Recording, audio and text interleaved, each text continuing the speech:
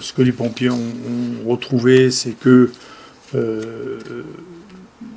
on sait que la maladie se transmet essentiellement par les mains.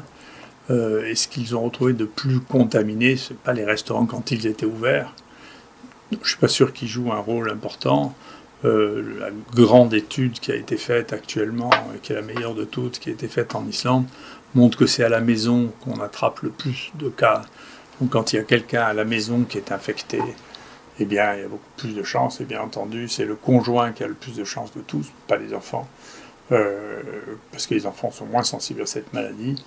Que donc, s'il y a plutôt une réflexion à avoir, est-ce qu'il est bien licite de renvoyer quelqu'un qui est positif dans sa famille à la maison, parce que là, on sait que le taux de contamination est très important.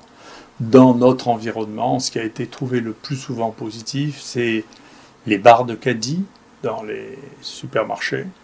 Ce sont les poignées dans les transports en commun et les boutons d'arrêt dans les transports en commun, mais pas du tout les tables de restaurant quand les restaurants ont la chance d'être ouverts, parce que les gens le nettoient tout simplement, ils passent une éponge, ils nettoient, ils passent ça à l'alcool, c'est facile à décontaminer, tandis que vous avez des centaines de gens qui passent dans le métro ou dans le bus.